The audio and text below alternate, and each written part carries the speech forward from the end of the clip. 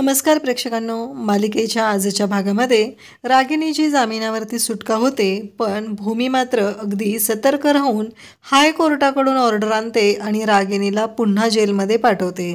तर हे सगळं कशा पद्धतीनं होणार, त्याचबरोबर कंपनीमध्ये केलेला करोडो रुपयांचा घोटाळा, म्हणजे गेली 6-7 वर्ष रागिणी ती कंपनी सांभाळत होती, तिने जो काही गोंधळ घातलेला आहे तो सगळा या व्हिडिओमध्ये आपल्याला पाहायला मिळणार आहे. आणि त्यानंतरच चिडलेल्या आकाशने पुन्हा घरी येणाऱ्या रागिणीला धक्के मारत घराच्या बाहेर काढलेला आहे. आणि त्याचबरोबर अभि आणि पौर्णिमा हे रागिणीचे साथीदार असल्यामुळं त्यांची पण वाट लावलेली आहे. तर हे सगळं कशा पद्धतीनं होणार, त्यासाठी हा व्हिडिओ शेवटपर्यंत पहा. तर रागिणी इकडे जेलमध्ये असते आणि पूर्ण रात्र तिने जेलमध्ये काढलेली असते. तिची अवस्था बिकट झालेली असते. त्याच वेळेस भूमी तिथे येते आणि रागिणीच्या समोर पेपर टाकते आणि तिला म्हणते की हा कालचा पेपर आहे. म्हणजे ज्या पेपरमध्ये भूमीने दाखवलेलं असतं की कालच्या पेपरमध्ये रागिणीच्या पुरस्काराची, रागिणीला बिझनेसमॅन ऑफ द इयर हा अवॉर्ड दिलेला, business woman of the year हा अवॉर्ड दिलेला असतो, त्याची बातमी दाखवलेली असते. तेव्हा भूमी म्हणते काळजी करायची काही गरज नाही आहे. कसं आहे, हा जो पेपर आहे ना तो आजचा पेपर आहे. मी सांगितलं होतं की नाही, मी जागा दाखवील, तर दाखवली ना जागा. मी घराच्या बाहेर पडले होते, पण तुमच्या बाबतीत काय झालेलं माहिती आहे ना. कसं आहे, तुम्हाला प्रत्येक वेळेस असं वाटायचं की तुम्ही जे वागता, तुम्ही जे करता ते बरोबर आहे, तुम्ही लोकांना त्रास द्याल, तुमच्या पद्धतीनं नाचवाल, ते तुम्हाला खूप छान वाटायचं. पण आज मी तुम्हाला तुमची लायकी दाखवलेली आहे. मी ठरवलेलं होतं की तुम्हाला तुमची जागा दाखवणार आहे आणि फायनली तो दिवस आलेला आहे. तुम्हाला तुमची जागा दाखवलेली आहे आणि अगदी तुम्हाला जशी हवी होती ना तशी. कारण तुम्ही मला प्रत्येक वेळेस टॉर्चर करायचा, घराच्या बाहेर हकलण्याचा प्रयत्न करायचा, पण ते कदापि शक्य होणार नाही. कारण इतके दिवस झालं त्या घराने तुमच्यामुळं भरपूर त्रास सहन केलेला आहे. आकाशने, आमच्या घराने, सगळ्यांनी तुमच्याकडून भरपूर त्रास सहन केलेला आहे. पण यापुढे नाही. यापुढे मी आहे ना, मी हे होऊच देणार नाही. कारण तुम्हाला तुमची जागा दाखवलेली आहे आणि इथून तुम्हाला कधीच बाहेर पडू देणार नाही, एवढं लक्षात ठेवायचं आहे. भूमी हे सगळं बोलत असते आणि त्याचवेळी पाठीमागून पौर्णिमा आणि अभि दोघंही आलेले असतात आणि ते म्हणत असतात की शक्यच नाही. कारण भूमी, तू स्वप्नात आहे आणि तू स्वप्नातच राहा. कारण इथे पौर्णिमा लगेचच बोलत असते की आम्ही आईंचा जामीन मंजूर करून आणलेला आहे कोर्टाकडून. पण भूमीला मात्र थोडंसं टेन्शन येतं. भूमीला कळतच नाही आहे की हे कसं शक्य झालं.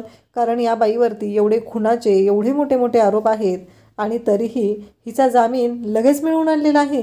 हे भूमीला कळायचंच बंद झालेलं असतं. भूमी विचार करू लागते की हे सगळं काय आहे. आणि मग भूमी म्हणते की एक गोष्ट लक्षात ठेवा, कसं आहे, मी स्वप्नात नव्हते, माझा तो ध्यास होता आणि त्या पद्धतीनंच मी ठरवलेलं होतं की तुम्हाला या सगळ्यातून अद्दल घडवायची आहे. कारण तुम्ही आत्तापर्यंत फक्त चुका आणि चुकाच केलेल्या आहेत, तर त्या चुकांची शिक्षा ही तुम्हाला झालीच पाहिजे, हा माझा ध्यास होता आणि तो मी पूर्णही केलेला आहे, असं भूमी सांगत असते. त्याचवेळी इकडे आपल्याला पाहायला मिळतं की रागिणी, त्याचबरोबर पौर्णिमा, अभि यांना आनंद झालेला असतो. कारण काहीही झालं तरीही आता रागिणीची जामिनावरती सुटका झालेली असते.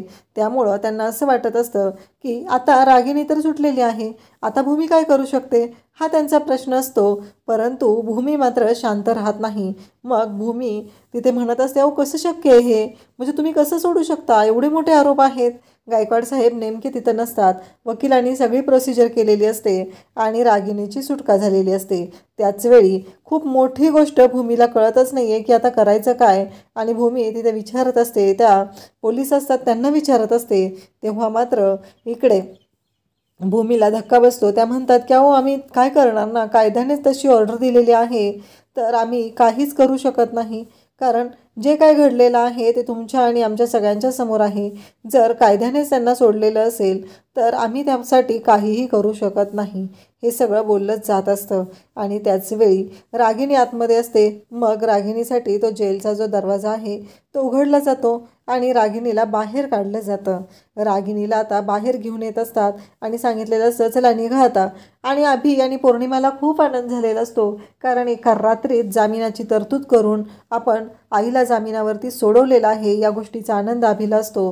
कारण काहीही झालं तरी आईच्या पाठीशी मी खंबीरपणे उभे राहणार आहोत असं अभिने सांगितलेलं असतं आणि त्याच पद्धतीने त्याने सोडवलेलंही असतं. कारण आत्तापर्यंत त्याचं कर्तृत्व स्वतःचं असं शून्य असतं.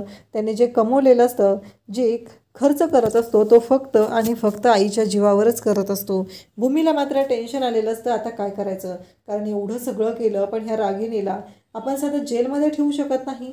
तिची लगेच जामिनावर सुटका झालेली आहे, हे कसं शक्य आहे, असे अनेक प्रश्न भूमीला पडलेले असतात आणि भूमी त्या गोष्टींचा विचार करत असते. इकडे रागिणीला घेऊन आता सगळे बाहेर येतात. भूमीही त्यांच्या पाठोपाठ येत असते, पण ऑलरेडी तिथे बायका आलेल्या असतात आणि त्या बायका गोंधळ करत असतात. त्या म्हणत असतात की रागिणी पटवर्धन हाय हाय, म्हणजे रागिणीच्या विरोधात घोषणा दिल्या जात असतात. रागिणीनं जे कांड केलेलं आहे त्याबद्दल तिला जाब विचारला जात असतो आणि तिला विचारलं जात असतं की आत्तापर्यंत जे काय झालेलं आहे त्या सगळ्यामुळंच हे सगळं झालेलं आहे. त्याचबरोबर तिला म्हणत असतात की तुम्ही आत्तापर्यंत जे काय केलेलं आहे त्याची शिक्षा ही तुम्हाला भोगावी लागणारच आहे. काहीही झालं तरीही भूमीने रागिणीच्या विरोधात जे कलम लावलेले असतात त्यामुळं रागिणी कायमची जेलमध्ये राहिली पाहिजे एवढी मोठी तरतूद झालेली असते. तरीही रागिणी मात्र सुटून आलेली असते आणि या गोष्टीचा भूमीला राग आलेला असतो. भूमी विचार करत असते की कसं शक्य आहे, कारण इतके दिवस झालं लगेचच ही कशी सुटू शकते. इतके दिवस हिने इतके गुन्हे केलेले आहेत, आत्तापर्यंत तिच्या गुन्ह्यांना पारावर उरलेला नाही आणि तरीही ही बाई एवढ्या सहजासहजी सुटणार, कारण हे शक्यच नाही असं भूमीला वाटत असतं. पण बाहेर आलेल्या बायकांनी रागिणीच्या तोंडाला काळं फासलेलं असतं आणि त्या म्हणत असतात की आत्तापर्यंत जे काय झालेलं आहे ते आम्ही पाहिलेलं आहे. त्याचबरोबर तू खरंच आई म्हणण्याच्या नावाच्या नाही म्हणण्याला तू कलंक आहेस. तू अशी कशी बाई आहे ग, ज्या मुलाने तुला आई म्हणून पूजलं, तुझी पूजा केली आणि त्याच मुलाच्या जीवावर उठलेली आहे तू, पैशासाठी एवढ्या खालच्या थराला जाशील, असं म्हणत त्या बायकांनी रागिणीच्या तोंडाला काळं तर फासलेलं असतंच, पण त्याचबरोबर चपलांचा हारही तिच्या गळ्यामध्ये घातलेला असतो आणि त्या बायका रागिणीला जाब विचारत असतात. रागिणीला म्हणत असतात की असं कसं करू शकलीस तू. रागिणीकडे मात्र त्या प्रश्नाचं उत्तर नसतं. रागिणी शांतच असते. रागिणी गप्पपणे ते सहन करत असते. तिथे पोलीस असतात आणि त्याच वेळेस एक गाडी येते. भूमीला मात्र हे सगळं बघून बरं तर वाटत असतं, परंतु रागिणीची सुटका होता कामा नये असं भूमीचं म्हणणं होतं. पण रागिणीची सुटका झालेली असते. रागिणी या सगळ्यातून कशी काय सुटलेली आहे हा प्रश्न इकडे भूमीला पडलेला असतो. कारण भूमी विचार करत असते की काहीही झालं तरीही रागिणी एवढा सहजासहजी यातून सुटायला नको होती. त्याचबरोबर एक गाडी येते आणि त्या गाडीतून मॅजिस्ट्रेट स्वतः आलेले असतात. मग तिथे सगळ्यांचा गोंधळ सुरू होतो की चला चला चला मॅजिस्ट्रेट साहेब आलेले आहेत. मॅजिस्ट्रेट साहेब का आलेत हा प्रश्न पडलेला असतो आणि मग सगळेजण पाहू लागतात. तर मॅजिस्ट्रेट साहेब म्हणतात की हे काय चाललेलं आहे, रागिणी पटवर्धन यांच्यावरचे गुन्हे इतके कठोर आहेत आणि तुम्ही त्यांची जामिनावर सुटका करत आहात, हे कसं शक्य आहे. कारण ते म्हणतात की एक गोष्ट लक्षात ठेवा, काही झालं तरी रागिणी पटवर्धन यांचा जामीन हा मी रद्द केलेला आहे. त्यांच्यावरती जे गुन्हे आहेत, भूमी महाजन यांनी त्यांच्यावरती जे गुन्हे दाखल केलेले आहेत, त्यांनी आतापर्यंत जे कारस्थानं केलेले आहेत, जे कांड केलेले आहेत, लोकांच्या जीवावर त्या उठलेल्या आहेत, त्या सगळ्यामुळं त्यांच्यावरचे जे त्यांना जो मिळालेला जामीन आहे तो रद्द करण्यात येत आहे असं मॅजिस्ट्रेट साहेब सांगतात. तेव्हा भूमीला मात्र आनंद झालेला असतो, कारण पारितोष खूप चलाकीने मॅजिस्ट्रेट साहेबांना डायरेक्ट घेऊन आलेला असतो आणि मग ते सांगतात की त्यांना खालच्या कोर्टात जरी जामीन मिळालेला असला तरीही हायकोर्टाने त्यांचा जामीन हा रद्द केलेला आहे. आणि हे ऐकल्यानंतर पुन्हा रागिणी आणि अभि यांच्या पायाखालची जमीन सरकते. त्यांना कळायचं बंद होतं, कारण हे सगळं काय आहे. एवढ्या कष्टाने आपण जामीन आईला मिळवलेला होता, पण आता तो जामीनही कॅन्सल झालेला आहे. आणि मग तिथे सगळेजण सांगू लागतात की झालं म्हणजे बरं झालेलं आहे, शेवटी न्याय झालेला आहे, रागिणी पटवर्धन यांना शिक्षा झालीच पाहिजे, रागिणी पटवर्धन यांना शिक्षा झालीच पाहिजे असा घोषणांचा नारा सुरू झालेला असतो. आणि ते सगळेजण सांगत असतात, त्या पद्धतीनं तिथं घोषणा होत असतात आणि भूमीच्या चेहऱ्यावर मात्र एक खूप आनंद झालेला असतो. कारण तिला असं वाटायचं की रागिणी यातून सुटणार, एवढ्या सहजासहजी रागिणी सुटली तर तिला त्या गोष्टीचं काहीच वाटणार नाही असं इकडे भूमीचं म्हणणं होतं. आणि फायनली ती गोष्ट अगदी सत्यात उतरल्यासारखी झालेली असते की रागिणीची सुटका झालेली नसते, तर हायकोर्टाने रागिणीचा जामीन हा नामंजूर केलेला असतो आणि रागिणीची पुन्हा जेलमध्ये रवानगी झालेली असते। हे सगळं पाहिल्यावर रागिणीची मात्र वाट लागलेली असते आणि तेवढ्यात गायकवाड साहेब तिथे येतात आणि सांगतात की घेऊन जा त्यांना आतमध्ये, कारण त्यांना सोडायचा आपल्याला आदेश नाही। आणि रागिणीला आता पुन्हा आतमध्ये घेऊन जातात। त्याचबरोबर रागिणीच्या तोंडाला काळं असतं, ती पौर्णिमा पुसत असते तेव्हा ती म्हणत असते की आई हे काय आहे सगळं, असं म्हणत पौर्णिमा त्याचे काळं लागलेलं आहे तोंडाला ते पुसत असते, परंतु ते पुसलं जात नाही तर ते तोंड जास्तच काळं होतं आणि आता रागिणीला आतमध्ये घेऊन चाललेले असतात। तेव्हा मात्र रागिणी विचार करत असते आणि इकडे भूमीच्या समोर येते तेव्हा भूमी म्हणते कळलं का रागिणी पटवर्धन, हलक्यात घ्यायचं नाही मला, कारण मी काय करू शकते ना याचा अंदाज तुम्हाला नाही, असं म्हणत भूमीने रागिणीला दाखवून दिलेलं असतं की भूमी कोणत्या थराला जाऊ शकते आणि भूमी कशा पद्धतीने वाट लावू शकते। कारण भूमी म्हणालेली असते की तुम्हाला असं वाटलेलं की तुम्ही सुटलात, पण नाही, एवढा सहजासहजी तुम्हाला मी सुटू देणार नाही, असं भूमीचं म्हणणं असतं आणि भूमीने त्याच पद्धतीने रागिणीची वाट लावलेली असते। रागिणी आता पुन्हा जेलमध्ये चाललेली असते आणि त्याचबरोबर रागिणीला आठवत असतं एवढा छान दिवस होता कालचा, तिला पुरस्कार मिळत होता, सगळं झालेलं होतं, पण अचानक ही भूमी तिथं टपकली आणि भूमीने येऊन गोंधळ घातला, भूमीने येऊन तिथं राडा केला आणि जो मिळणारा पुरस्कार होता तो कॅन्सल झाला, पुरस्कार हातात दिलेला तिचा पुरस्कार काढून घेतलेला असतो।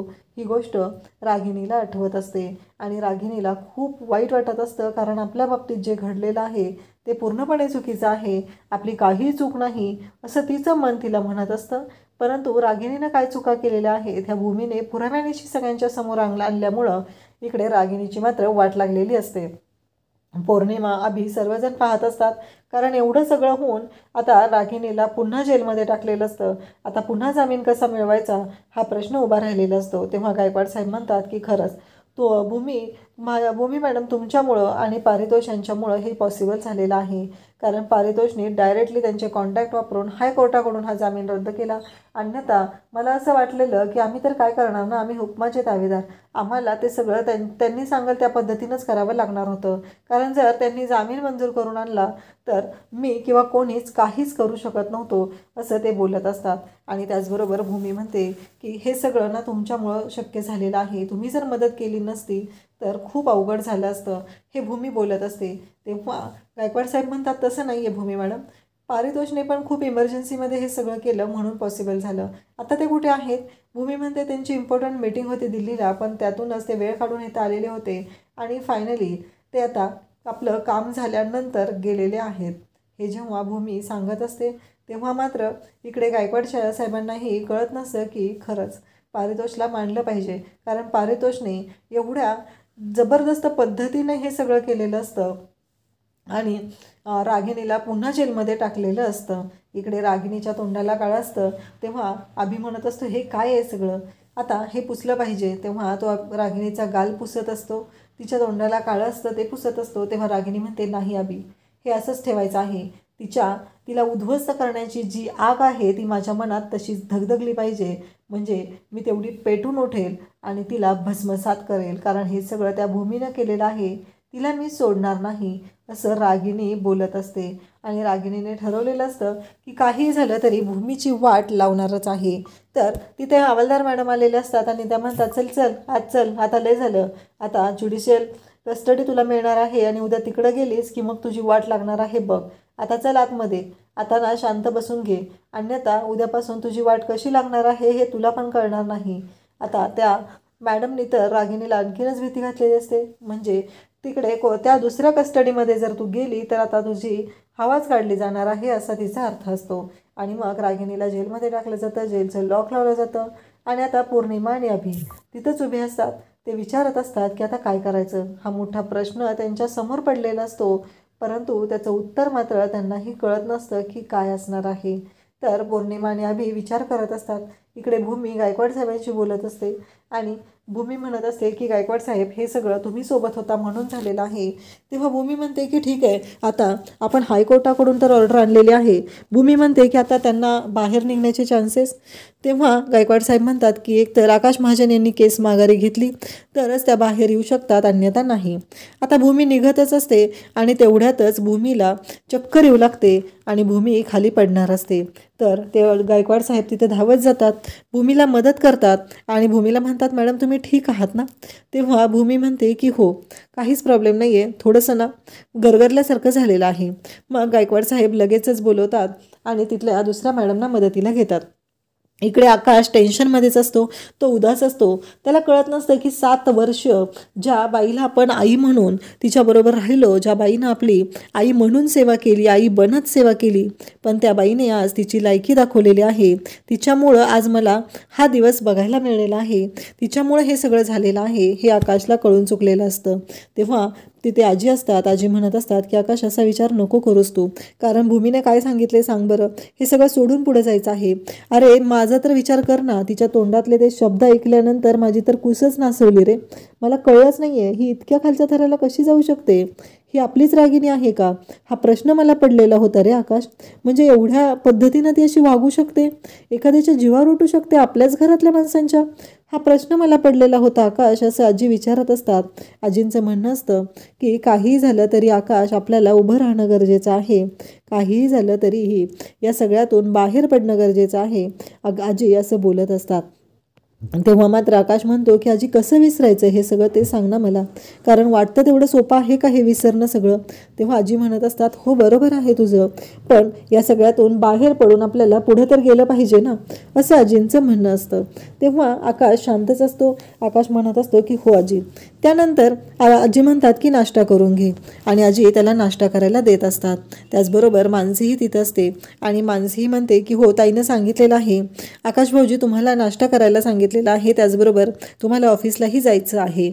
आजी म्हणतात की अरे मी काय करू ते सांग ना, माझी मुलगी एवढ्या खालच्या थराला जाईल असं मला स्वप्नातही वाटलं नव्हतं, आणि तिनं काय केलंय बघितलंस ना तू, तिच्यामुळंच हे सगळं झालेलं आहे. आजी असं म्हणत असतात. आजी आणि आकाश दोघंही एकमेकांची समजूत घालत असतात आणि त्याच वेळेस मानसीही तिथं असते, मानसीही त्यांना मदत करत असते. आणि त्याचबरोबर भूमीला मात्र इकडे चक्कर येत होती आणि तेव्हा भूमी विचार करत असते काय झालेलं आहे. तेव्हा गायकवाड साहेबांना ती सांगते की मी प्रेग्नंट आहे ना, आणि थोडी दगदग झालेली आहे, झोपही व्यवस्थित झालेली नाही, त्यामुळे हे झालेलं आहे. तेवढ्यात आकाश तिथे येतो आणि भूमी तिथं आलेली असते. तर अथर्वने ऑफिसमधले काही फाईल्स आणि काही डॉक्युमेंट्स आणलेले असतात. तेव्हा आकाश म्हणतो हे काय करायचं आहे, आता मी त्या पैशांचा विचार करायचा आहे का, किती नुकसान झालं आहे त्या गोष्टींचा. तेव्हा भूमी म्हणते की आकाश चुकतोयस तू, एक गोष्ट तुझ्या लक्षात येत नाही. तेव्हा आकाश म्हणतो काय झालं आता, काय लक्षात येत नाही आहे माझ्या. तेव्हा भूमी सांगते की आकाश तुझ्या लक्षात आलेलं नाही की काय झालेलं आहे, कारण तू विचार कर ना, कारण एवढं आता भूकंप झालेला आहे, मग भूकंप झाल्यावर नुकसान किती झाले हे बघायला नको का, कारण भूकंप झालेला त्रास आहेच, पण नुकसान किती झाले हे बघून पुढची स्ट्रॅटेजी आखणं तेही गरजेचं आहे. इकडे पौर्णिमा आणि अभि दोघंही निघालेले असतात. अभि म्हणत असतो की काय करायचं, एवढा सगळा जामीन मंजूर करून आणलेला होता, पण मला कळतच नाही आहे की आता काय करायचं. आणि तो वकिलांना कॉल करत असतो, पण वकील ती केस घ्यायलाच तयार नसतात. वकिलांचं असं म्हणणं असतं की नाही, आता ते शक्यच नाही, आम्ही ती केस घेऊ शकत नाही आहे, ओपन अँड शट केस आहे, तर आम्ही हरण्यासाठी ती केस का घ्यावी, असं वकिलांचं म्हणणं असतं. आणि त्यावेळेस अभि विचार करू लागतो. अभि मग तो फोटो दाखवतो. तेव्हा रागिनी म्हणते काय हो तुमचं हे, इकडे पौर्णिमा म्हणते काय हो तुमचं हे, म्हणजे मला कळतच नाही आहे की हे सगळं काय चाललेलं आहे, कारण अहो तुमच्या लक्षात येतं आहे का, तुम्ही एवढ्या सहजपणे हा फोटो कसा काढलेला आहे, तुम्हाला जराही कसं काय वाटलं नाही. तेव्हा अभि म्हणतो हा फोटो मी नाही काढलेला, लोकांनी काढलेले आहेत आणि मला पाठवलेले आहेत. इकडे भूमी म्हणत असते की आकाश आपल्याला ऑफिसमध्येही काय झालं आहे ते बघणं गरजेचं आहे, आणि एक गोष्ट लक्षात ठेव, ते आपल्यासाठी नाही तर तुझ्या बाबांसाठी. तुझ्या बाबांनी एवढ्या कष्टाने एवढा मोठा बिझनेस उभा केलेला होता, आणि जर अशाच पद्धतीनं आपण सोडत राहिलो तर तुझ्या लक्षात येत नाही की काय होऊ शकतं. तर इकडे भूमी आकाशला समजवत असते, त्याला सांगत असते, आणि त्याचबरोबर आकाशही म्हणत असतो की हो. आणि मग आकाशने ठरवलेलं असतं की आता बिझनेसच्या ज्या फाईल्स आहेत त्या चेक करायच्या आहेत, नक्की काय झालेलं आहे, त्या पद्धतीने तो सगळा गोंधळ बाहेर काढायचा आहे, हे सगळं आकाशनेही ठरवलेलं असतं. त्याचबरोबर इकडे आजी त्याचबरोबर भूमी सगळेजण घरात असतात आणि विचार करत असतात की यापुढे आता कोणत्या पद्धतीने आपल्याला गोष्टी हँडल करता येतील, कारण काही झालं तरी कंपनीमध्ये जो गोंधळ झालेला आहे तो सगळा बाहेर काढणंही तेवढंच गरजेचं करायचं आहे. तर इकडे अथर्व त्या फाईल देत आहे आणि भूमीला आकाशला त्या फाईल चेक करायला सांगत आहे. परंतु आकाश मग आता त्या फाईल घ्यायला तयार होतो. आकाशने ती फाईल घेतलेली असते आणि तो फाईल चेक करू लागतो. ते फाईलचे पेपर तो पलटतो आणि त्याला खूप मोठा धक्का बसतो की हे सगळं काय आहे, हे कसं शक्य झालेलं आहे. कारण हे एवढा मोठा गोंधळ आणि हे आपल्या कंपनीत झालेला आहे, हा प्रश्न आता आकाशला पडलेला असतो आणि आकाश विचारच करायला लागतो. म्हणजे गेली 6-7 वर्ष एवढ्या पद्धतीने आपल्या कंपनीला लुबाडलं गेलेलं आहे आणि कारण ती रागिणीची पर्सनल फाईल असते आणि अथर्व आणि भूमीने मिळून तिचे पर्सनल फाईल, पर्सनल डॉक्युमेंट, अभि आणि रागिणीचे अकाउंट डिटेल्स हे सगळ्या गोष्टी मागवलेल्या असतात आणि आकाशच्या लक्षात येतं की कंपनीतला कितीतरी करोडो रुपयांचा घोटाळा आता बाहेर येत आहे. कारण हे सगळं जे केलेलं आहे ते रागिणीनं केलेलं आहे हे आकाशच्या लक्षात येतं आणि आकाशलाही खूप मोठा धक्का बसतो. तर उद्याच्या भागामध्ये आपल्याला पाहायला मिळतं की अभिने एक प्लॅन केलेला असतो आणि रागिणीला त्यांनी जी तोंडाला काळं फासलेलं आहे, तिच्या गळ्यात चपलांचा हार घातलेला आहे, तो फोटो वापरून एक न्यूज तयार केलेली असते आणि त्यानुसार त्याने रागिणीला सोडवून आणलेलं असतं. रागिणी घरी आलेली असते तेव्हा आकाश म्हणत असतो, खरंच आई असणं आणि आई होणं यात फरक आहे. कारण काही झालं तरी तू माझी आई कधीच होऊ शकली नाहीस, कारण तू फक्त नाटक केलेलं आहे. मी आत्ता तुला जरी जामिनावर जेलमधून बाहेर निघालेली असली, त्यांनी सोडलेलं असेल तरीही मी तुला आत्ता सांगत आहे की या घरातून, या आमच्या सगळ्यांच्या आयुष्यातून मी तुला बेदखल करत आहे आणि तुला धक्के मारत या घराच्या बाहेर काढत आहे. आणि मग इकडे भूमी रागिणीची बॅग घेऊन रागिणीला घराच्या बाहेर हकलून देते. आकाश आणि भूमी पाहत असतात कारण आकाशने जो निर्णय घेतलेला असतो तो सगळ्यांच्या भल्याचा, सगळ्यांच्या हितासाठी निर्णय घेतलेला असतो. आणि मग आकाश आणि भूमीने रागिणीची हकलपट्टी केलेली असते. त्याचबरोबर भूमीने रागिणीची बॅग टाकून दिलेली असते आणि तिला सांगितलेलं असतं की एक गोष्ट लक्षात ठेवा, कारण पुन्हा जर माझ्या नवऱ्याकडे, माझ्या घराकडे वाईट नजर करून पाहिली तर गाठ माझ्याशी आहे, असं म्हणत भूमीने रागिणीला धमकावलेलं असतं. अशाच अपडेट्ससाठी चॅनलला सबस्क्राईब करा. थँक्यू.